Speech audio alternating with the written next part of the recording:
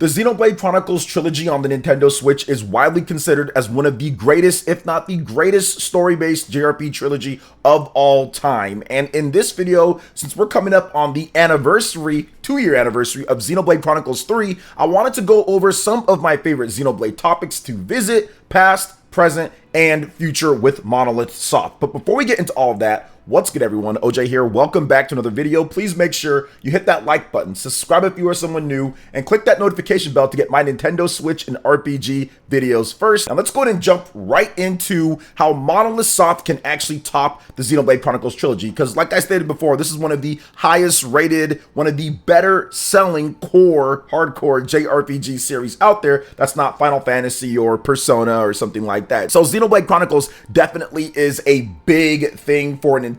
And going forward, what can Monolith Soft actually do to top what they were able to accomplish on the Nintendo Switch with Xenoblade Chronicles? Because if you're looking at it, you got Xenoblade Chronicles, the original definitive edition, super highly rated game, sold decently enough. Xenoblade Chronicles 2, the best selling game in the series, going on over 2.5 million, and also rated in the 80s. And then of course Xenoblade Chronicles 3, which was nominated for a Game of the Year from the Keeley Awards, which is almost impossible to even get recognition from the larger media at that award show for Nintendo's core JRPG series, or for just core JRPGs just in general. So that was pretty crazy to see, and of course was right there on the cusp of a 90 overall Metacritic rating. I actually had it for a little bit before more reviews came in, but overall the Xenoblade Chronicles Trilogy is seen as an incredible trilogy. And even with the DLCs, Xenoblade Chronicles 2, Tone of the Golden Country, still good rated game. Xenoblade Chronicles 3, Future Redeemed, over 90 plus on Metacritic. One of the pinnacles, in my opinion, of RPG gaming on the Nintendo Switch, if not the best in terms of singular things that it does with many of its systems and mechanics. It's just a great time. So if you haven't played Xenoblade Chronicles 3 and Future Redeemed yet, what are you waiting for? Get into that. But let's talk about what they can actually do to top it. Now, we don't know if they're going to do a continuation of Xenoblade Chronicles X, whatever the case is. I'm just simply talking about how Monolith Soft can top the trilogy with their next game, can top some of the things that they did overall. And I have a number of things here, 10 to be exact, that they can do in order to create something that could potentially be better than Xenoblade Chronicles 3 and Future Redeemed, or 2, or whatever Xenoblade game you feel is the best one. Now, starting off, this is the most basic thing that you're looking at, and that's improved hardware. This is the first time in a decade plus that Nintendo has provided Monolith Soft with a system that's actually going to be a pretty significant jump up from what they had before. Remember, the Wii to the Wii U, definitely a good jump, but that was a while ago now at this point. They were working with the Wii U to the Nintendo Switch, and they essentially just ported everything over to there. Xenoblade Chronicles X looks just as good, if not better, than most of the Xenoblade games on the Nintendo Switch, depending on what type of art style you like or whatever the case is. But from a technical perspective, it's right up there, if not more impressive in some respects, considering what Xenoblade Chronicles X does with its open world and mechs and scale. So this will be the first time in a long time that they actually have a system that is a nice jump above. So what does that mean for Monolith Soft? Well, it means that they can do a bit more and they have more overhead to work with. Some of the situations that they've had with previous games, resolution is a little bit blurry with Xenoblade Chronicles games. You have some issues potentially with slowdown based off of the system because they're pushing such a huge environment. Now, they've done the most with what they've got, but I do feel that this next system will truly be a big enough jump for them to where you're going to see a drastic increase in terms of texture quality, models, and everything that comes with it. I also feel that they're going to build something that's even more dense and better overall. But you give them a more powerful system that can do more overall with this RAM and its memory bandwidth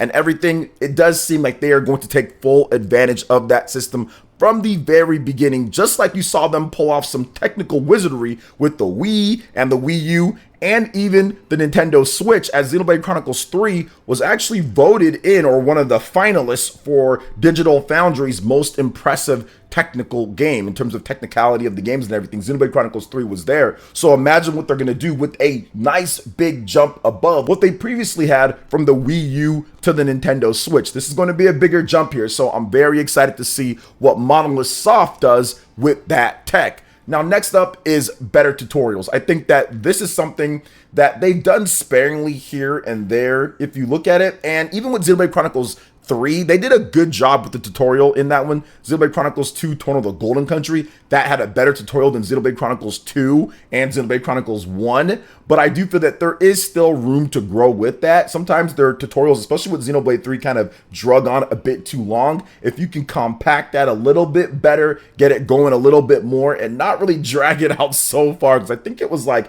10 to 20 hours plus, there were still tutorial things that I was doing in Xenoblade Chronicles 3, which is fine. I mean, at the end of the day, it's not a big knock or anything, but if you can get that all knocked out in the first number of hours and really let people play and explore with the system and find things out as they go along, but maybe like a little passage here and there when something new comes about, I think that would be so good. Even putting it in like a training room and certain things where you can get more information, which they once again have been doing, but it just took a while when it comes to Xenoblade Chronicles 3 and Xenoblade Chronicles 2, having you buy the tutorial pieces from NPCs or from the store. Yeah, that definitely wasn't good. So overall, Monolith Soft has gotten better and better, but I absolutely would like to see them streamline a little bit more and kind of get things down to where it doesn't span so far into the game if they can. But overall, still something that they can improve upon for the next game on the Nintendo Switch Successor. Now, next up is more real-time elements. I think that the game is already real-time, obviously, action RPG.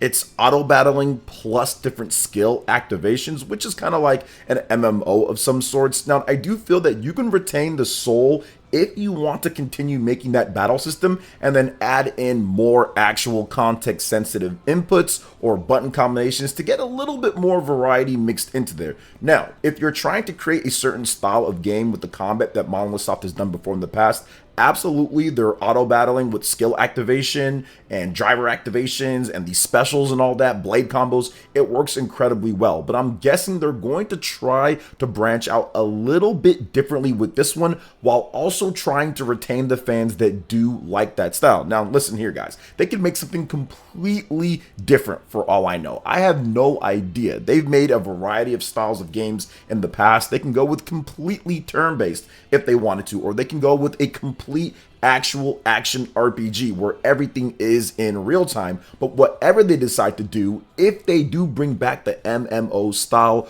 with the various different skill activations and auto battling, there's definitely some things that they can do to tweak the formula just a little bit with something else that I'm going to talk about at the end. So make sure you stick around for that, because I think if you do both of those, if you continue in the same style or vein of the Xenoblade Chronicles Trilogy, it will absolutely bring a few more of those casual gamers into the mix, because you already have everything else overall. And with this new hardware, you're going to get a lot more things to attract casual consumers that are looking for a visually impressive type of experience with the bump in hardware. But I do feel that they can do a couple other things to mix in with the gameplay to make things a bit more fluid overall, which I think would help in terms of them and a battle system. Now, once again, I want to make sure that I repeat this. Doesn't mean that what they're doing with Xenoblade Chronicles is bad or they won't go with it. They might, but I'm guessing they're going to try to create some type of blend or fusion of what they've done and create something all new in the process with a bit more real time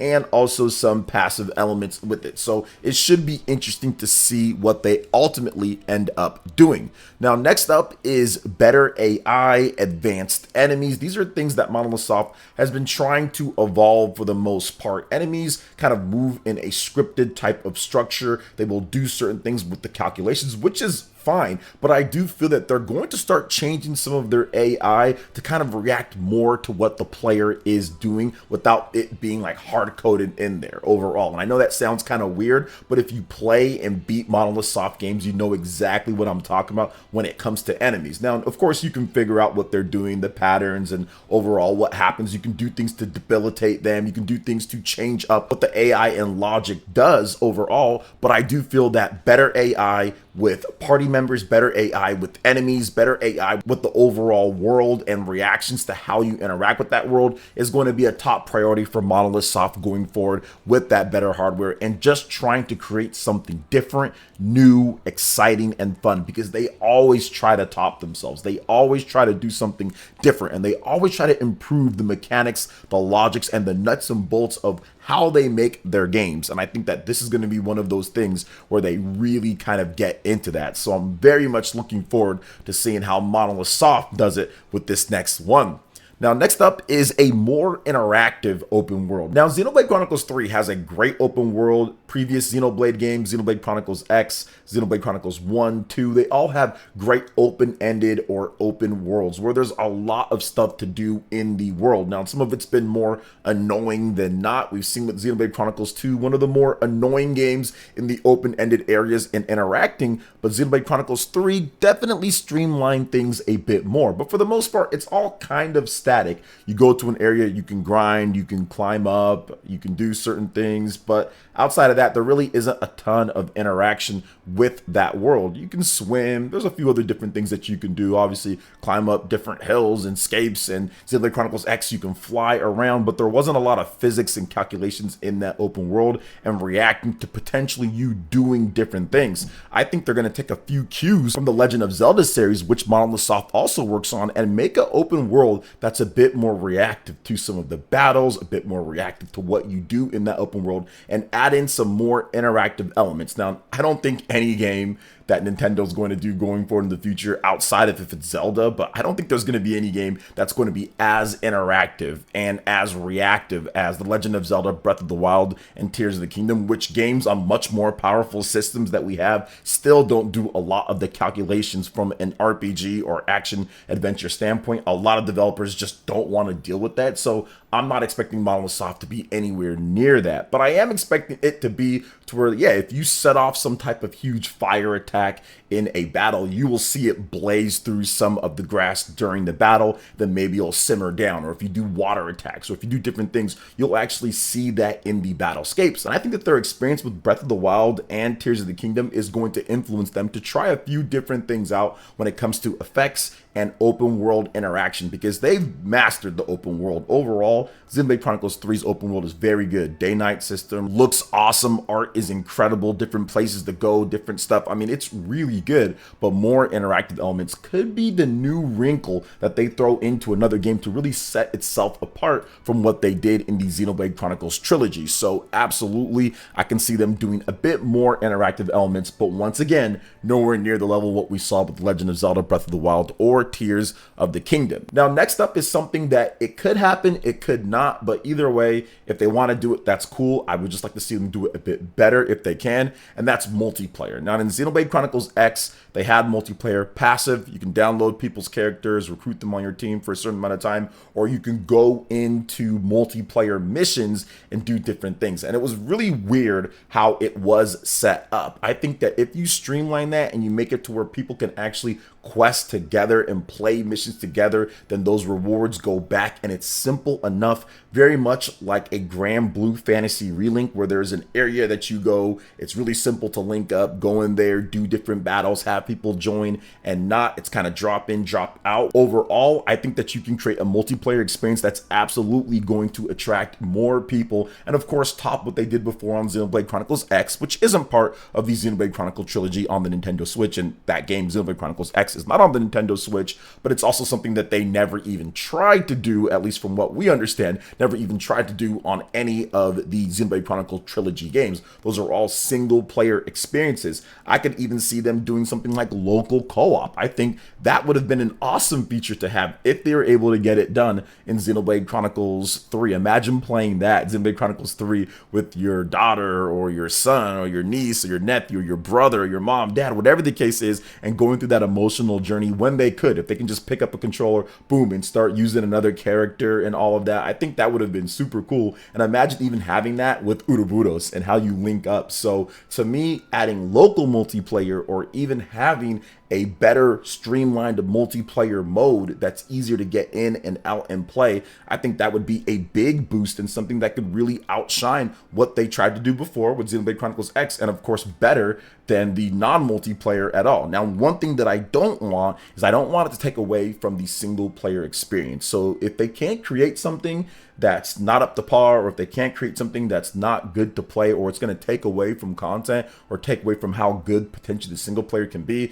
then absolutely don't worry about it. But I think that a cool local multiplayer experience, online co-op with 2, 4, 5 players, whatever the case is, and a streamlined multiplayer co-op missions mode and all that would be really good for whatever they're doing next, and once again set itself apart from what they did from the Xenoblade Chronicles trilogy on the Nintendo Switch.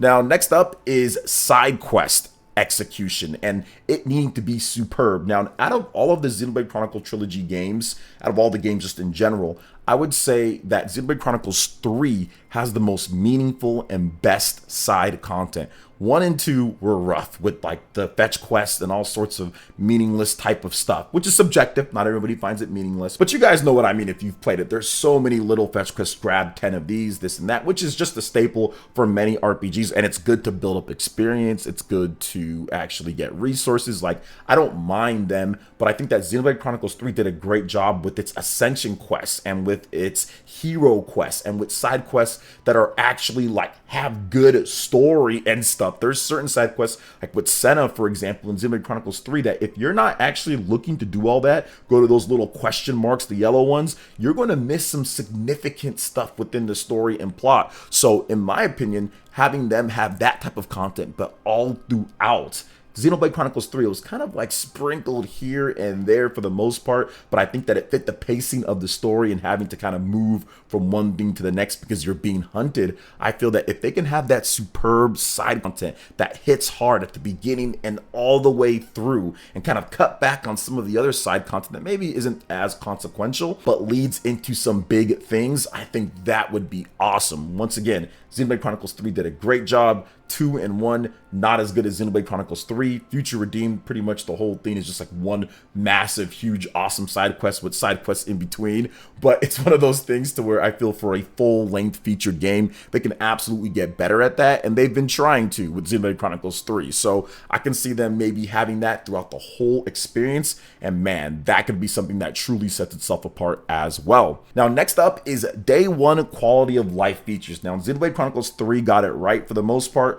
Most of the quality of life features, most of the things that you would expect in the games was there from the beginning, which is definitely good, which makes sense as well because the game got moved up when it comes to its release date. So it had been done for quite some time. So of course it should come with all the stuff and shouldn't have different things that you have to download and patch and all of that. Xenoblade Chronicles 2, absolutely not the case. That game was a little bit of a mess at launch when it came to the quality of life features, the items, the inventory. So many different things needed to be tweaked over the next number of months, which once again they did fix for Xenoblade Chronicles 3, but there were just a couple things that I would say from previous games that maybe could have been in Xenoblade Chronicles 3. Nothing too major, nothing crazy overall, but having that type of continuation and just having all of the good map stuff, having all of the item sorting, everything that you need to do in there from the beginning, that would be great, because I do think while they did improve the item sorting a bit with Xenoblade Chronicles 3, it wasn't really. There's still a lot of times that you're going through, you forgot where you put things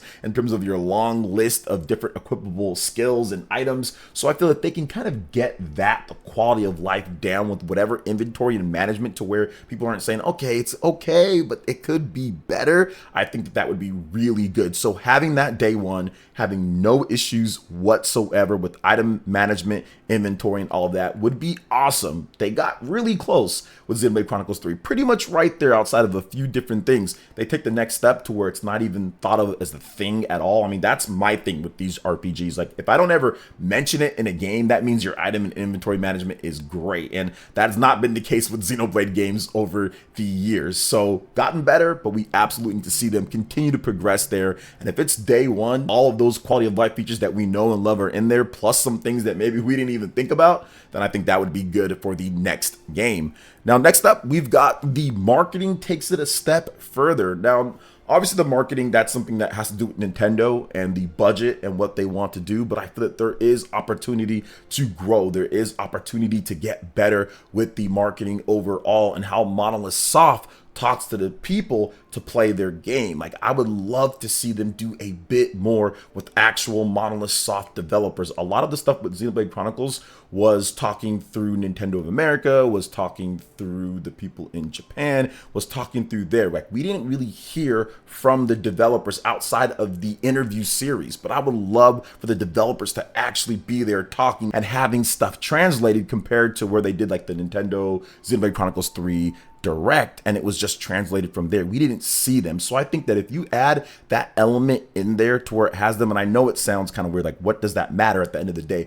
I feel that it really will matter, especially for their next big game. That marketing push and kind of having a bit more of that human element to Monolith Soft that has a little bit of a mythical or cult type of status about them when it comes to the outer people that aren't really into Monolith Soft or not into their games but know of them. People speak so highly of them, but adding some faces to that, adding some personality and style, and letting some of the developers be able to talk about the game with some translations, I think that would absolutely be better for the marketing of their next game and be above what they did with the trilogy, because for the most part you didn't really hear the developers talk about it unless it was an interview series on Nintendo's website. So I would love to see them get a little bit more involved with the production, with the producing of the marketing for this game, and letting them, even though they speak Japanese, letting them get involved and get the translators going on there. So I would love to see that. I hope we get a little bit more of that, you know, kind of like the behind the scenes with Monolith Soft stuff like that.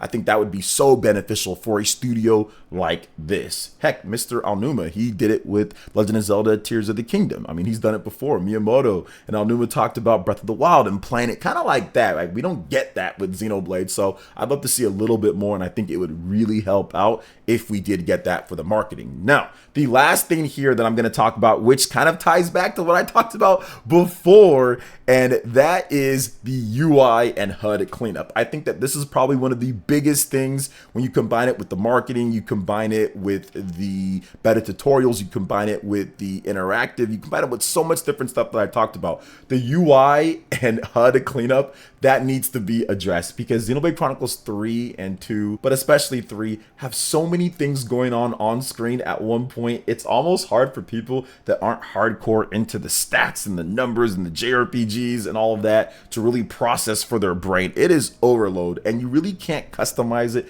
too much. Now, they've done an okay job, all things considered, because if you play Xenoblade Chronicles 3, you kind of need all of that stuff. Otherwise, an experienced player will be like, okay, hold up, I'm losing track of what I know I need to do. So when you play the game and you really take some time, you get used to that. But for a lot of casual people or a lot of stuff outside of that, it's like a problem. And even for advanced gamers, some that have already memorized some of the cues, the visual cues without all of the rings and the circles and the lines and all that different type of stuff, that would be better for them if they can customize their HUD. So having customization on your HUD, being able to clean that up, add and remove elements as you see fit, and them just making a cleaner HUD, I think that's going to be huge with the game as well. That's going to be so good, because it removes the barrier for a lot of people potentially getting involved, because when some people start seeing that, it gets to them like, okay, I can't play this game, it's a little bit too much. So I would love to see them clean that up and add customizable HUD UI display. So we'll see what they do with that. But overall, those are all of the things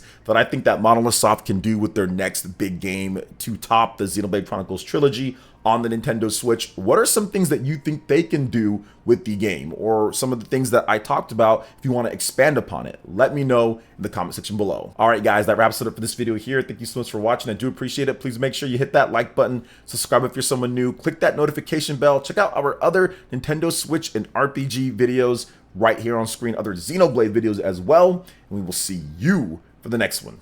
Peace.